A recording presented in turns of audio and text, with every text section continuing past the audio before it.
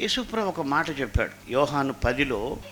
ఇక్కడ నాకు అర్థం కాలేదు. యేసుప్రభు ఏమంటున్నాడంటే, నేను ద్వారాన్ని, నాకు ముందుగా వచ్చిన వారందరూ కూడా దొంగలను దోచుకున్నారంటే, నాకు అప్పుడున్న స్టాండర్డ్కి అంటే యేసుప్రభుకు ముందు వచ్చిన ప్రవక్తలందరూ దొంగల దోచుకునేవాళ్ళ అని అర్థం వస్తుంది. కానీ ఇన్ డెప్త్ మీనింగ్ ఏంటంటే, నాకు ముందు వచ్చి నిలబడేవాళ్ళు అంటే నన్ను మరుగు చేసేటువంటి ప్రతి బోధకుడు, ప్రతి ప్రవక్త దొంగ, దోచుకునేవాడు. అంటే యేసు ప్రభుని డామినేట్ చేసేటువంటి వాళ్ళు. ప్రభు ఇక్కడ ఉన్నాడు అనుకుందాం, ఇంకొక ప్రవక్త వచ్చి యేసు ప్రభుకు ముందు నిలబడి యేసు ప్రభు కనబడకుండా తన సిద్ధాంతం చెబితే వాళ్ళందరూ కూడా దొంగలు, దోచుకునేవాడు.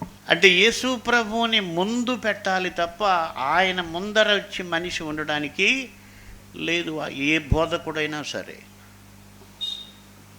ఆయన్ను ముందు పెట్టాలి, ఆయన మాటలు ముందు పెట్టాలి. నేనేదో చెప్పాను, నా మాట వినండి, ఆయన చెప్పింది కరెక్ట్ కాదు, నేను చెప్పిందే కరెక్ట్.